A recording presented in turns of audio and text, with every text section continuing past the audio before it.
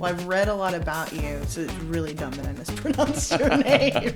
You're welcome to start over. I think you can do it. Okay, sounds great. Eblen. We are back with Tom Eblen with the Inside the Block podcast and journalist extraordinaire of Lexington and other places. Yeah, I mean, you have a really interesting and very storied career. Can you start from the very beginning? Tell us where you're from, how you got started, your connections to Lexington, everything. Well, I was born and raised in Lexington. I was born in Good Samaritan Hospital, and we lived right behind it, so I didn't have a long trip home. And grew up here, went to Cardinal Valley, Beaumont, and Lafayette, and got interested in journalism when I was at Lafayette, and was chosen to be editor of the school newspaper. So I went to a workshop at Western Kentucky University for people who were going to be, school newspaper editors, and really fell in love with journalism, and ended up going to Western, and I'm still friends with some of those people from that workshop.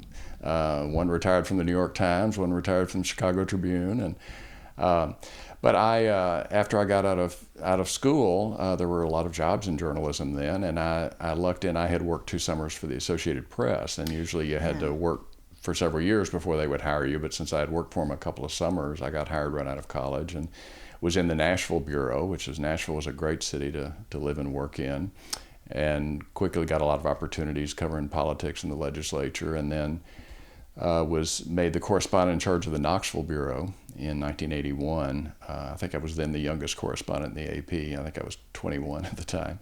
Whoa. But there was a 2-person bureau that covered East Tennessee, and did that for 4 years. And then when the Atlanta Journal-Constitution, this was in the mid-'80s when newspapers had a lot of money.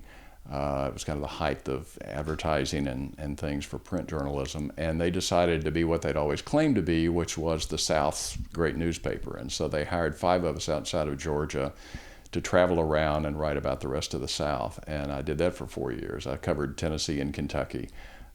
What were you writing? Like, what did it mean to cover the South? Well, so it was everything from, if there was a big breaking news story, you would write about that. And when there wasn't a big breaking news story, you would look for interesting, features, interesting investigative pieces. So I did a real variety of things. It was it just involved a lot of travel, but it pretty much in that region. So I ended up coming up here to cover several things, really interesting stories that time, and the Queen's first visit to Lexington. I covered both of those. Oh, did you? And some of the Bluegrass Conspiracy stuff when all of that. Oh, we're talking about that. We're definitely talking about that. Okay. Well, actually, when Drew Thornton, who was that all kind of started when Drew Thornton, who was a former Lexington police officer, parachuted out of an airplane over Knoxville strapped with a lot of cocaine, and his parachute didn't open. And I was actually at home in Knoxville at the time, and the police reporter for the old Knoxville Journal calls me and says, "There's a story I think you might be interested in." He says, "Police just found this guy in South Knoxville with his parachute didn't open, and he had all this cocaine on him. Wearing Gucci loafers." So he gives me the address. So it was only about 5 miles from where I lived. So I get over there, and I get over there just as the ambulance is taking the body away. And it was out in this rural area of South Knoxville, and it was an old man who owned the house. It owned the house. An old man, and his nephew was there, and I'm talking to the nephew, and he says, "Yeah," he says, I look after my uncle. He says he's got some memory issues, but he can still live alone. But he called me this morning. He said, "Son, there's a dead guy in a parachute in my backyard." And the nephew said, "Well, I thought that was kind of weird, but I thought, well, maybe I better go check it out." And by golly, there was a dead guy in a parachute in his backyard. We didn't know this is the end of old Grandpa here. So anyway, once that started unraveling, so I came up to Lexington and wrote about that. So there were a lot of interesting stories. Yeah. Did you write about any of the lead up to? Because that was sort of like the beginning of the end for the Bluegrass Conspiracy. Yeah. Did you write about any of it? No, I hadn't really. Well, that was really kind of, I think, when a lot of it first broke into the open, and a lot of it unraveled. It was hidden up until then. then. No, I mean, I did a few spot stories, but there was also a lot of interest. Part of that involved, there was a plane crash in Georgia, and so that kind of became the focus of their interest rather than the story up here. But anyway, I did that until 1988, and just kind of wanted to get off the road, so I moved into Atlanta, and ended up, though, covering the airline industry. and the collapse of Eastern Airlines. So I didn't exactly get off the road. I spent the next 2 years shuttling between Miami and New York City, where the bankruptcy case was. Oh, okay. So what was the collapse of the Eastern Airlines? Well, so Eastern Airlines was one of the major airlines. They were kind of the... I've never even heard of them. Yeah, well, that's because they went under in the early 90s. Okay. But they were kind of a rival to Delta.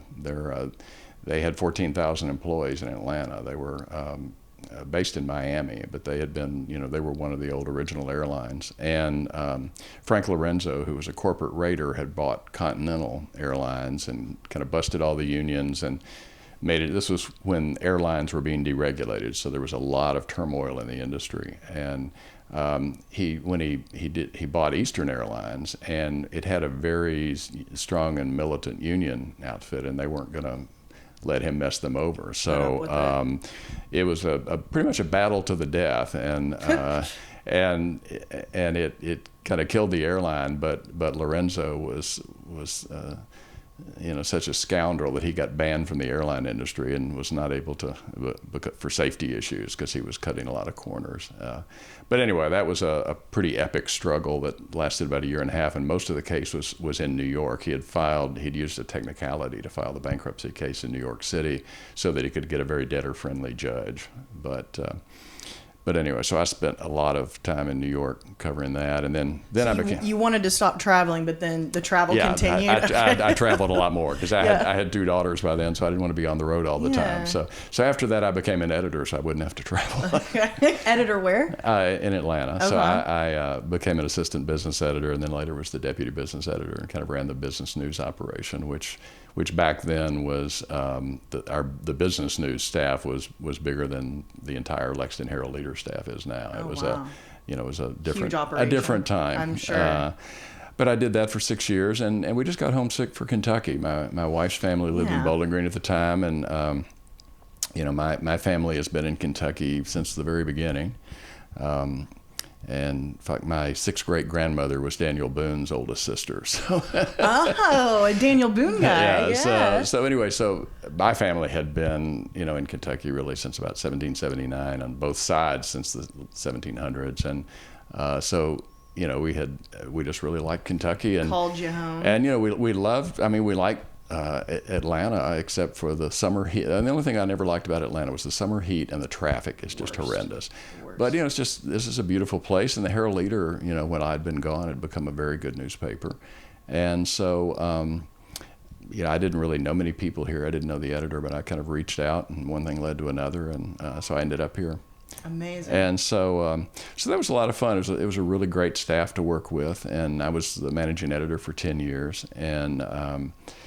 But from what time to what time? From 98 until 2008. Okay. I was managing editor, but really after kind of 9/11, and we had kind of a recession in 2002, and after that is when the internet really started taking off, and newspaper journalism was supported by print advertising, and all of that money started being sucked up by internet conduits. So basically, Facebook and Google get more than half of all the internet advertising. So that's what really kind of dominated, and newspapers just kept shrinking and shrinking. And I didn't want to spend the rest of my career being a budget cutter. Yeah. And I really did miss writing and being out rather than being in the newsroom and dealing with those issues all the time. So I became the local columnist and did that for 11 years.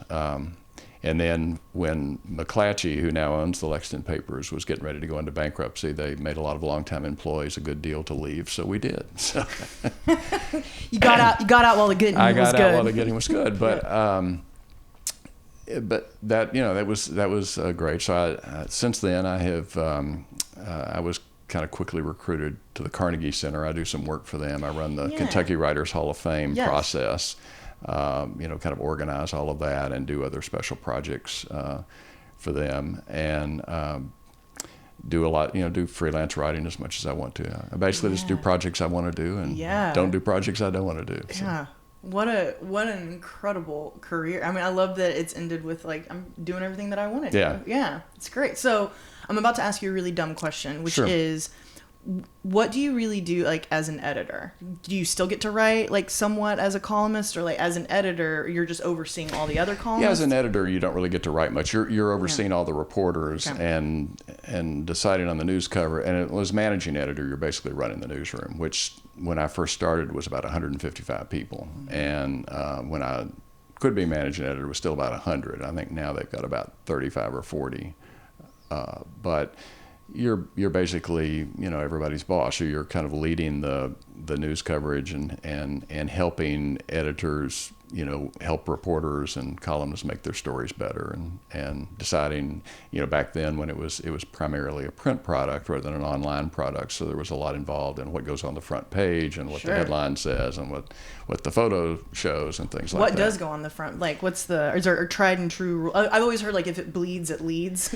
Not really. I mean, it really, back then, most, you know, newspapers were where people got most of their local, but also a lot of their national and international news. So you wanted it to reflect really the importance and the interest of what was going on. And it was always very subjective, but we spent a lot of time and effort.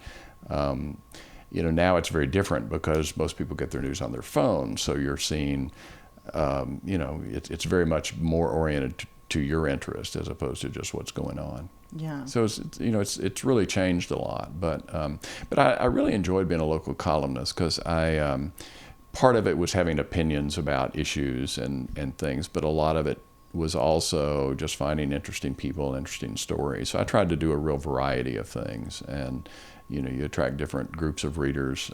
You know, they may not agree with what you're writing about politics or local issues or development issues, but they are interested in things about history or interesting people or whatever. So so that was a lot of fun. So as a columnist, you were opinionated? Mm-hmm. Okay. Yeah. So reporters don't have opinions. You know, they're just doing straight news reporting. But columnists are generally supposed to have opinions. That's kind of, you're more writing analysis and opinion pieces. So my successor at the Herald Leader, Linda Blackford, you know, does a lot of opinions regarding local issues. Yeah, she's great. Yeah, I like the way she writes a lot. Yeah. So have you had pushback? I mean, obviously, with all of your opinions that you're writing. Of course. So how and in what ways is the typical Lexingtonian like write? I mean, does somebody like write a letter back to you, or how does? Well, back then there were more letters or emails, but you know, there's no such thing as a typical Lexingtonian. I mean, this is a. Oh, I like that. Well, that's true. I mean, this is a very diverse city, you know, and people are all over the map, and so. You know, I got a lot of fan mail. I got, you know, a lot of criticism and some of both. In fact, for years there was a well-known Republican politician who about once every couple of months would leave me an early morning voicemail, and it was always like, "Hi, Tom. I know we don't agree on politics, but I really like this column here," or whatever. So, that had to have been a really nice compliment. Yeah. That's great. Yeah, the late Larry Forgy was a character, But yeah, so it was a really interesting job because you know, as you see with what Linda does, you know, you become a voice on local issues, and some people agree with you and some people won't. But you know, sometimes you're trying to persuade people or just get people to think. I mean, that's so you know, now, like I said, I do a lot of work for the Carnegie Center, so I do a lot of you know, work with Kentucky writers. So I interview Kentucky writers with new books and for WEKU's Eastern Standard program. So that's a lot of fun. I do a few of those, you know, maybe 2 or 3 a month. So you're mentoring, really? Well, no, I mean, I'm interviewing writers for, you know, for the radio. I also teach some writing classes at the Carnegie Center. So I teach an opinion writing class, and I'm going to be actually teaching that at the Appalachian Writers Workshop in Eastern Kentucky again this year. I did that several years ago because a lot of writers are interested in writing, you know, opinion pieces, speaking out on issues and things. So when they come to you in those classes, like, can you condense down maybe a couple of like major tips that you give like an aspiring opinion columnist? Yeah. Well, I always say that the easiest thing for a reader to do is to stop reading. So you got to make it interesting from the beginning, and you got to make sure your facts are straight, and you've got to really think through, you know, if decide who are you writing this for, and what are you trying to accomplish with it, and then what if you're trying to persuade someone around to your way of thinking, how do you structure that? How do you engage them? How do you present facts, and then how do you acknowledge the other side and try to show that, why you think your view is better than the other side. You're not so one-sided. Yeah. Intended audience. I like that. Yeah. Great. But so I've always been really interested, particularly in Kentucky history, but in history, and so I've been kind of slowly working on some history-related books. I'd written a couple of chapters for Kentucky history books and other things. So, cool. But I've discovered it's very different trying to write a book than writing newspaper or magazine articles. How so? Well, they're a lot longer and a lot more involved, and you don't have a firm deadline. That's right. So, and especially with historical books, it's easier. The research is so much fun. It's hard sometimes to know when to stop. Yeah, to know when to stop, because every time you answer one question, it raises three others. And so, for instance, I set up a website, the neighborhood, Mintel neighborhood, which I'm now the association president, but I got involved with the neighborhood association about 10 years ago, and they had like a periodic newsletter, and I said, this is kind of crazy. We just need a website and an email list to let people know what's going on. And as part of that, I thought, well, I'll do a history page of the neighborhood, and it kept growing longer and longer and longer. So I've been trying to turn that into a book, and it's the challenge is like keeping it short and to the point, because a neighborhood history has an audience of dozens. So it's not so it's like nobody wants to read, but this neighborhood in particular, in this part of Lexington, the east side of Lexington, is just a fascinating story. It's Tell us. Well, some of the earliest land grants were in fact, the area that's now the warehouse block was kind of the focus of one of the earliest Lexington land grants by a guy named John May, who Maysville is named after. But he actually did not end up filing the land grant. It was actually filed by a guy named John Todd, who was an early leader. He was one of the three Todd brothers who were very influential early Lexingtonians. Unfortunately, he died at the Battle of Blue Licks in 1782, and so he was Mary Todd Lincoln's great uncle. I was about to, I figured. And but anyway, his daughter inherited all this land, and she quickly became the wealthiest woman in eastern Kentucky, or in Kentucky. And but later there was a lot of litigation. John May's heirs kind of sued her, claiming that they should have had this land, and it was a big court case that was in.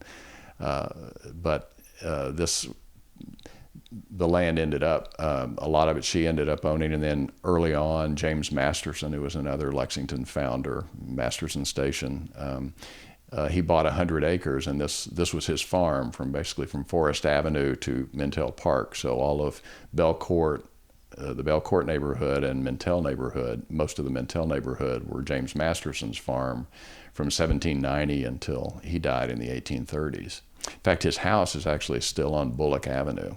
It looks like any of the other 1920 houses, but if you look really closely under the stucco, it's a 1790 house. Oh, wow.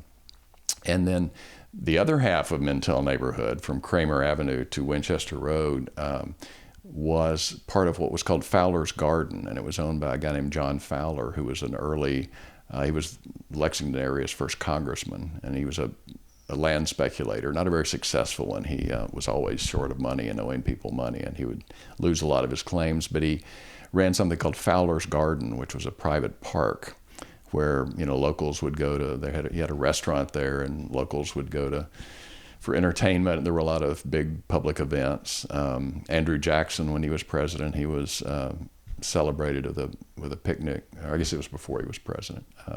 Big picnic there, and Henry Clay spoke there many times. But one of the centerpieces of Fowler's Garden was the pond where a lot of the springs that are the source for Town Branch Creek are located, and that pond is now covered over by National Avenue.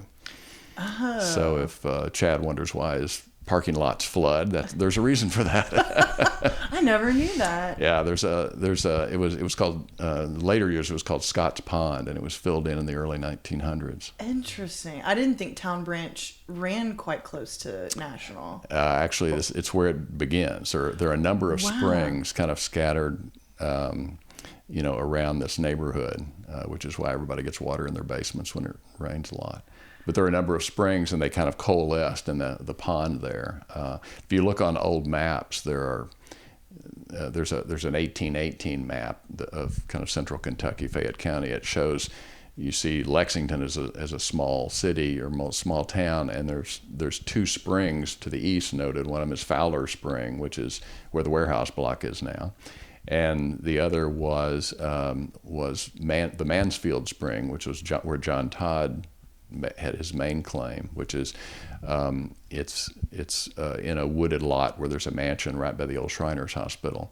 If you notice, sometime driving down Richmond Road, all of a sudden a creek appears beside the road. Yeah. Just all of a sudden. Well, that's the Mansfield Spring, which is still throwing off a lot of water.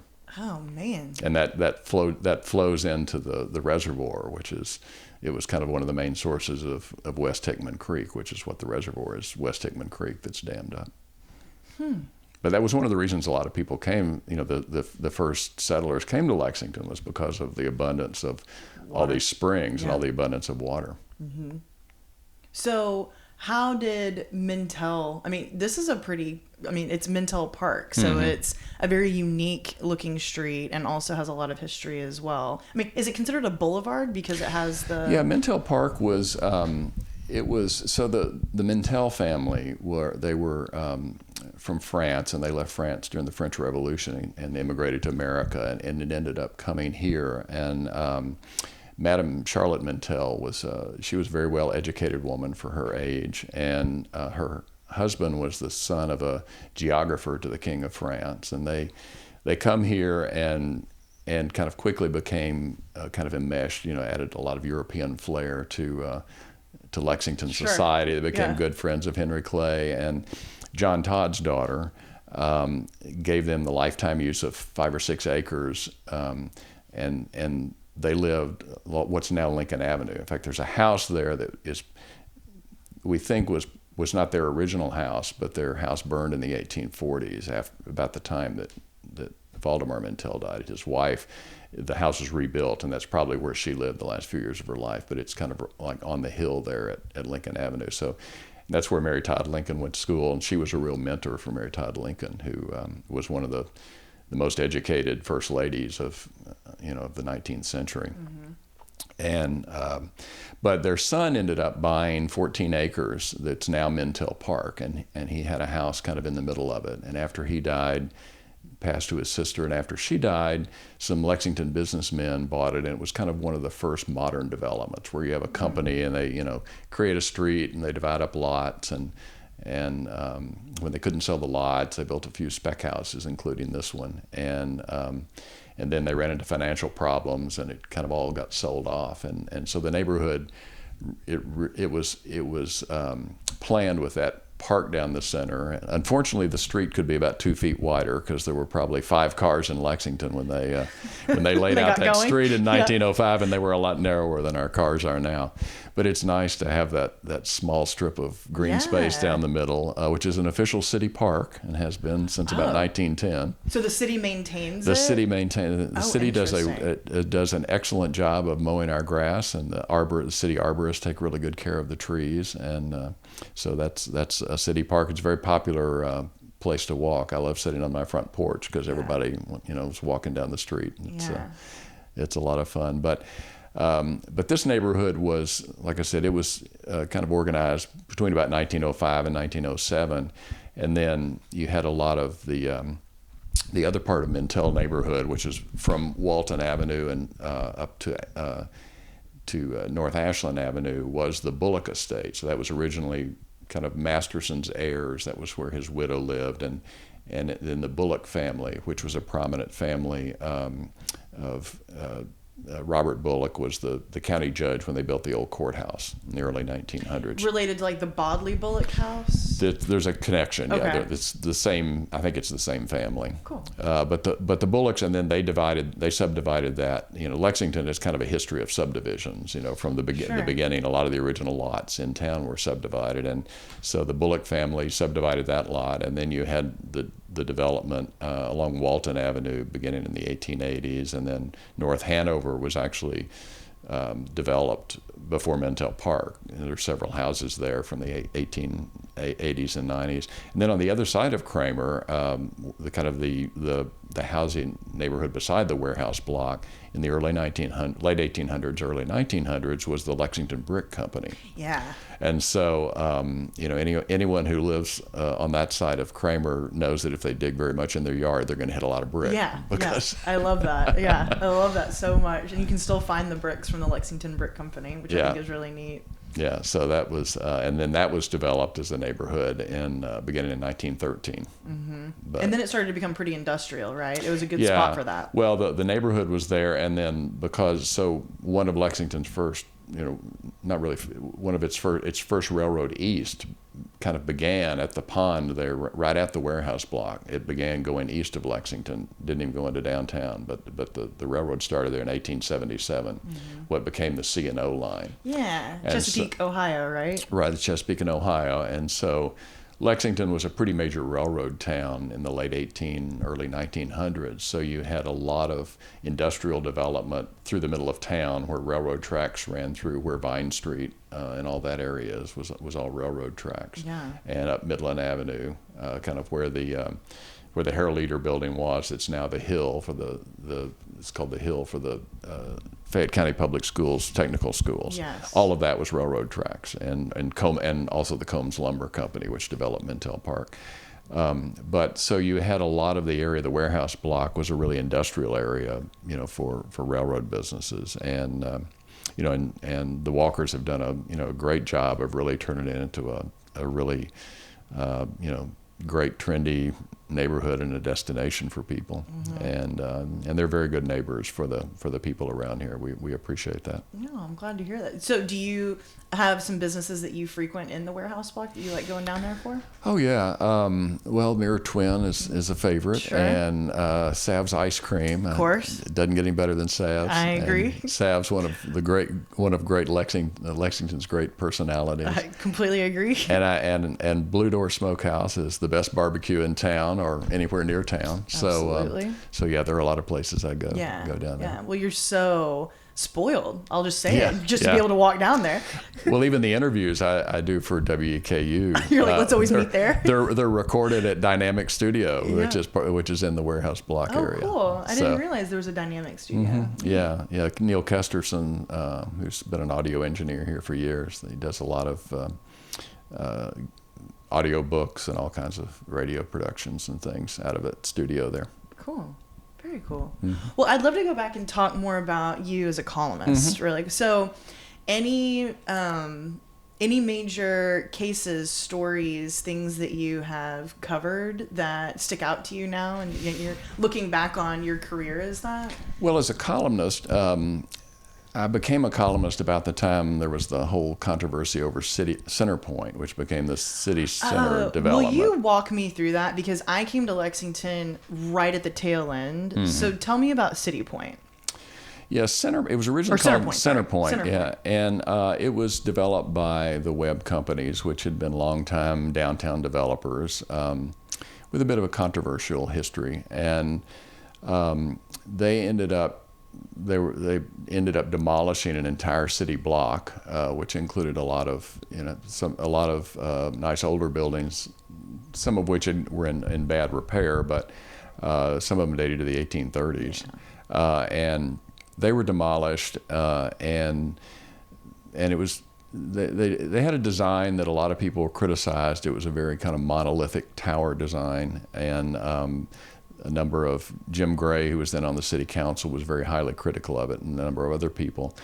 And then it turned out they didn't have the financing to do it, so it sat vacant for a while. And then they got some financing, and they dug a big pit for the parking garage, and then that got delayed for several years. So we had a big pit in the center of Lexington. Which was kind of interesting and kind of embarrassing for the city, right? Yeah. In regards to tourism. So Center Point became Center Pit, and then I never heard that. Yeah, that's great. So anyway, I wrote a lot about that, and it was kind of a good way, a good exercise I found in trying to educate Lexingtonians about with architects and developers about how it could do better development than some of the stuff that had been done in the 80s and 90s, glass boxes. And that was always a challenge. I mean, a lot of Lexington's got a lot of beautiful older architecture, not so much beautiful newer architecture. Mm-hmm. Even though we have a very good architecture school here and a number of great architects, it's always been a challenge to get Lexington developers to do really high quality architecture. So that kind of has been changing, thankfully, in recent years. Jim Gray kind of convinced the Webbs to bring in Jeannie Gang, who's a MacArthur Genius Grant winner of Chicago architect, who's won numerous awards all over the world for her work. And she came up with a really innovative site plan and development. And the final plan did not end up being her plan, but it was very close to her site plan. So City Center, turned out to be a pretty nice development, thanks in large part to Jeannie Gang's work early on and kind of breaking up this monolithic thing into a larger into a more human scale development. Mm-hmm. Wow. Yeah. Is that my wife? Okay. Okay. Speaking of downtown architecture, I read somewhere that you have rappelled off the side of the Fifth Third building. You have to tell me about that. That was interesting. Yes. I bet, yeah.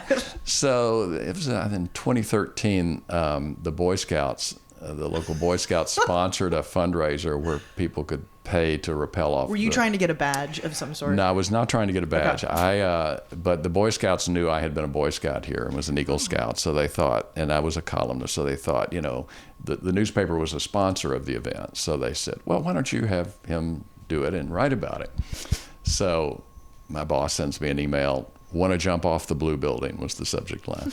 And I figured, well, I can chicken out, but I probably won't die, so I'll do it. So I not only did it and wrote about that, but also the younger sister of a longtime Herald Leader columnist, Betty Lee Maston, Betty Lee had for many years had written about historic homes. She became a real authority on Lexington history and Lexington architecture. Especially the old architecture, but her younger sister had actually done rappelling since she was a young woman, and so at age 77 she wanted to do it. So I did it, and then I wrote about Winnie Yunker doing it, and so that made an interesting column. But it also kind of immunized me for all kinds of scary things that, like when Burgess Carey wanted me to come out and do the Boone Creek zip line, it's like piece of cake. Yeah. Like this whole thing. And which was an enormous amount of fun. That's another great resource I think that people don't know about. I love Boone Creek. Yeah, I think Burgess does such a great job out there. So you went up to the top of Fifth Third, and is there like a roof out there? And there's a terrace out there. Okay. Between the executive offices. Yeah. Oh, okay. And you're putting on a harness. You're putting on a harness. So and you've got a safety line, and then you have a rope, and you're kind of easing yourself down on that rope. And you're walking down the side of the building. Yeah. So did you go all the way down to the bottom? All the way to the bottom. Wow. Yeah. And how sometimes you see rappelling, which they're really not supposed to do, which is you kind of bounce down the side. Yes. Well, you don't do that on a glass building. Yeah, I would hope not. Yeah, that would not be a smart idea. So they said, Tom. don't do that. Yeah. The hardest part was keeping the tension on the road, because the building is something like 420 feet high, and so a rope that's 400 feet gets really heavy. So by the time I got down to the bottom, my right arm was really sore from just like controlling the line. But and was it just you, or did you have somebody next? There were a bunch of people that were doing it. There were a bunch of people that had paid to do it, but it was. You have to be one of the only people in Lexington who's scaled the side of the Fifth Third building. Yeah, so it was a trip. I bet. The worst part was when you get up and you basically just kind of have to lean over the side and start going down. And before you lean over, you look down, and Rupp Arena is way down there, and St. Paul's Church is way down there. So it's but it'll get you over your fear of heights. That's for sure. Yeah. So the stress of that, or the stress of being an editor for a major newspaper, which is worse? Well, one is short term and one is long term. Right. One is like a daily thing. Yeah, it's. Yeah, I mean, being a newspaper editor is a lot of stress, but it was mostly, I always enjoyed the people I worked with, and readers would get upset about things, and you just wanted to make sure that we were right and not and accurate. But it was just the business pressures just weren't any fun there for a while. Yeah, of course. But working with other journalists is always a lot of fun. It was always so great to work in a newsroom. Yeah. What's the typical journalist's like personality like, do you think? Or is it pretty... Oh, they're kind of all over the map, but very very inquisitive, very demanding, fact-oriented. You can't pull anything over on them if they're any good. Yeah. So it's good judge of character. It's good judge of character. So as a manager, it can be pretty demanding because they expect their managers to be very honest and straightforward and efficient, and but it's always a really interesting mix of personalities and. Probably some of the best teamwork I've ever seen. I mean, when a major story happens, everybody comes into the office and, I love journalism or like newspaper themed movies where you really see everybody coming together for one story and that's how they bounce. accurate. Is it most of them? Yeah. Oh yeah. Is there a certain movie that you think is pretty like the most that sticks out to you as being one? Spotlight is really well. Yeah, done. I was just about to say Spotlight. Yeah. Spotlight is really a very accurate portrayal of kind of investigative work. But that was really where newsrooms came. When like in Atlanta, when we had the Olympics down there and the Olympic Park bombing and other big stories that where everybody came together. And here are things like, I mean, the biggest news story was the 5191 crash when I was managing editor, and that was that was a very challenging, just a very heartbreaking story for everybody at to cover. The Lexington airport. Yeah, at the Lexington airport in 2006. Yeah, and so that was really the Herald Leader staff at its best in terms of teamwork and quality journalism. I covered that recently on my own podcast, the Lexington podcast, and my brother and I were really talking because it was before we had come to Lexington. And there's so much to that case. And it's so much of it didn't make sense to us. And maybe it's because it just doesn't make sense still. Is there a lot of, can you, for those of us that don't know, or our listeners who might not. It was a commuter flight. It was just one of those things where everything went wrong. Yeah. It was an early morning flight. At that time, Lexington had 2 runways. One of them was for longer planes, and one was just for general aviation. It was a much shorter runway.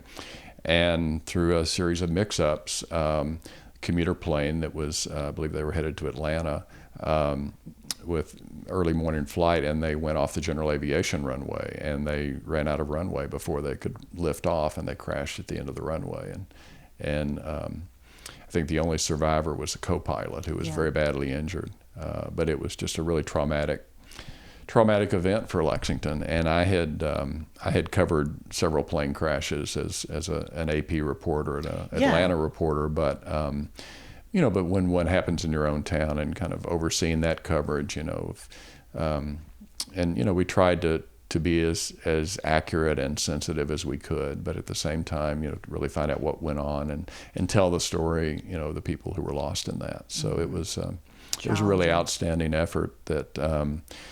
That coverage was led by Peter Baniak, who was then the city editor and later became the editor and publisher of the Herald Leader, and is now the vice president over the small newspapers in McClatchy, who lives in the neighborhood. Well, very good. Yeah, well, you just got everybody good around here. That's right. Yeah, we used to call this neighborhood the Herald Leader Ghetto because there are a lot of current and former Herald Leader people. Well, you were so close to the building. Exactly, yeah. It's I mean, I understand why, but it's still so sad to me that that's not the Herald Leader building, because all the operations are now in Louisville. Is that correct? No, the Herald Leader still has an office here for the journalists. Okay. It's just they didn't need a much smaller office, because when the business moved really online, the print is a very secondary thing. And the press is the Herald Leader building. It opened in 1980, and they had been in a very old building downtown, and so they bought new presses. And over the years, the presses have been upgraded and renovated, but they were just wearing out. And with the business changing, it made no sense to buy new presses. So, we thought, well, the Louisville paper invested in new presses in the early 2000s, and so we can print in Louisville as we transition online. And so the presses were shut down, and you didn't need that big a building anymore. And then Louisville Gannett decided to shut down the Louisville presses. So now the Herald Leader, the print version, for the people who still get it, I think it's 3 times a week, is printed in Knoxville. So they have super early deadlines, and it's trucked up here from Knoxville. No way. Yeah, but most people, read it online. But no, all the Herald Leader news staff is all in Lexington. They've got about 35 or 40 people, and plus they have there's a reporter in Somerset, and although I think he's getting ready to retire, so I don't know if they'll have anybody outside of Lexington and Frankfort. They have people in Frankfort who cover state government, so it's but it's more of an online focus, because that's and online is really a better way to deliver news. It's more immediate. You can do a lot more with it. You've got photo and video. It's just there's no money in it. So if there were a business model, this would be the golden age of journalism. But it's just really hard to get the money to support that. Yeah.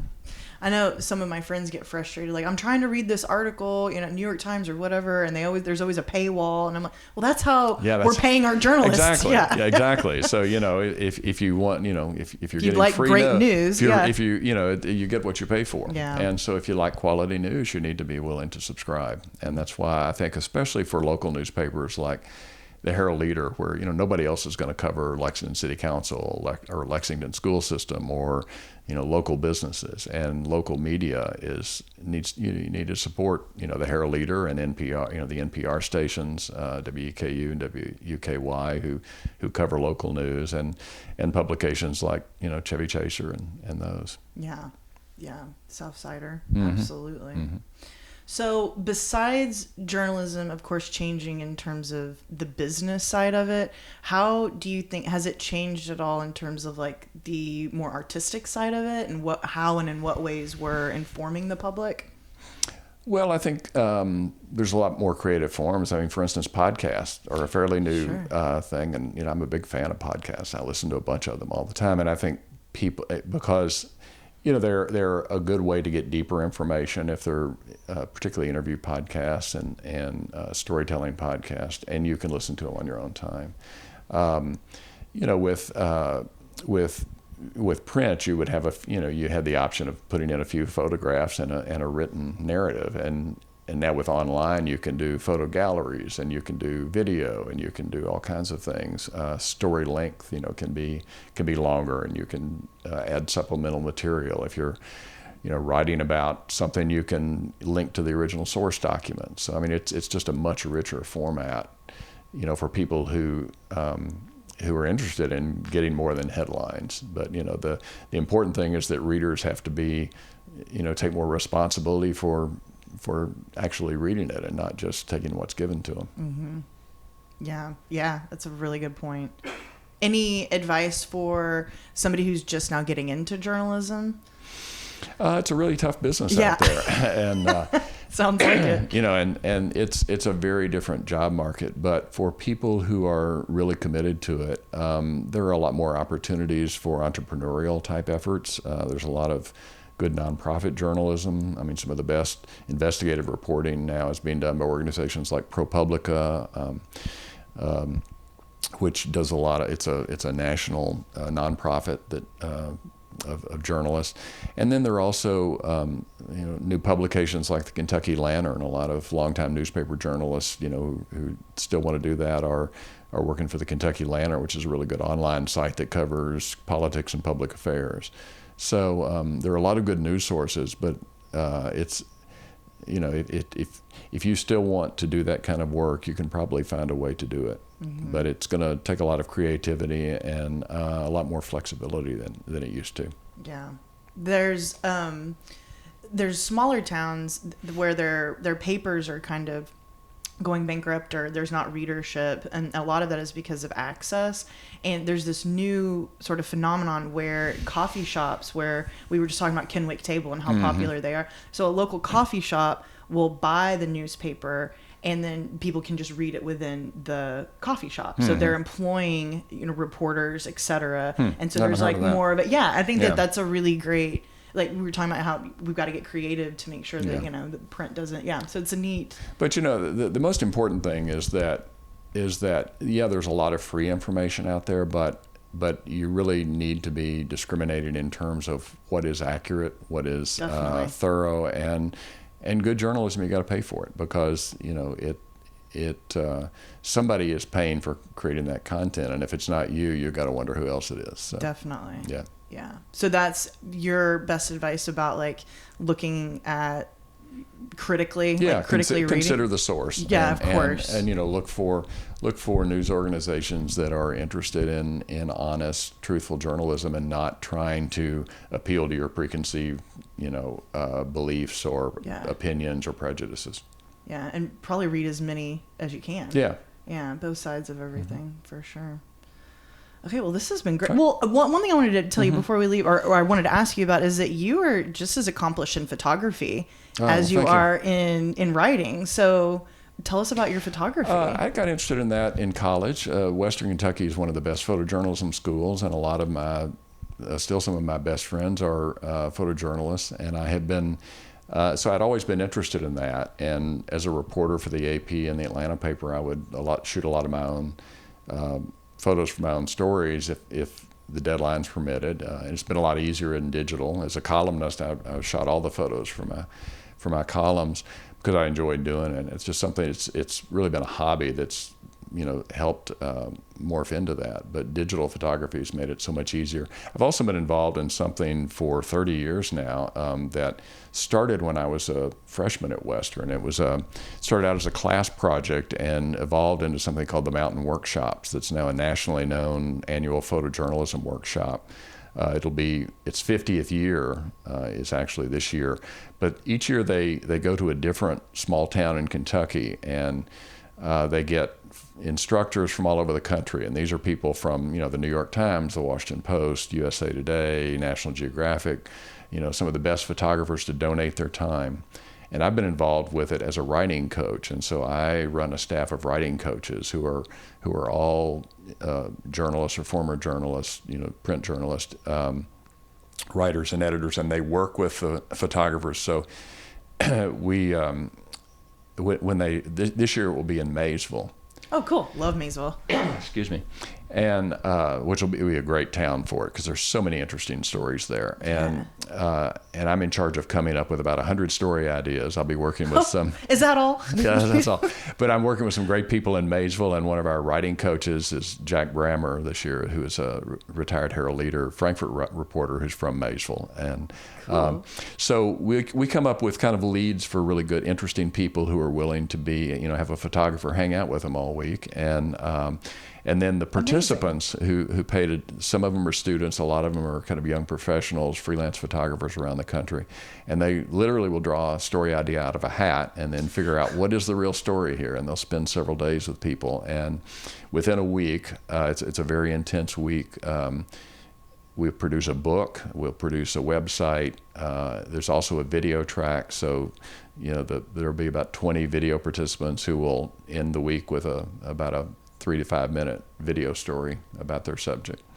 It's if you want to see it, it's online. It's mountainworkshops.org. I'm very interested, actually. Mountainworkshops.org. Yeah. And then each year they publish about 120 page book that has a selection of those stories and photographs, and all of that's done in a week, and it's an all volunteer effort. But it's all based on, it's a different place each time. Different and this place time it's each Maysville. Town. Yeah. Very cool. Yeah. Last year it was Williamsburg and Whitley County. The year before it was Paris and Bourbon County. So they're kind of moving. They started out more because it's based in Bowling Green, and they've been kind of moving east. So cool. I like that it's smaller towns too. Yeah. I mean, that makes complete sense. Mm-hmm. That's great. Yeah, it's got to be. It's funny. It's got to be a smaller town, but it's got to be big enough to to kind of house the workshop because it's about 150 people. Sure. So we got to have places to stay. But Right. but basically, we set up shop in a convention center or a school or somewhere, and bring about 100 computers and network the whole place. And it's quite an operation. Incredible. That's every October. Every October. Okay. Great. Yeah. Wow. Awesome. So anyway, that for me, that has been also kind of a 30-year master class in photojournalism, because just sitting around and listening to all these people and getting to know a lot of For this. a retired guy, you're definitely like keeping busy. That's right. That's right. Like every time I'm asking what you're up to, there's like you have like so many different projects. I love it. Yeah. It's great. Well, thank you so much. Well, thank you for letting us film in your like writing room, your study. Oh, well, thank you. I don't know, it just feels really cool to be I would have cleaned it up if I knew you were going to do that. We're just like barged in on you. Thanks again, Tom. All right. Thank you. Yeah, appreciate it. Yay. That was so great. I'm so sorry I messed up your name. My mom would be so mad at me. You know my mom.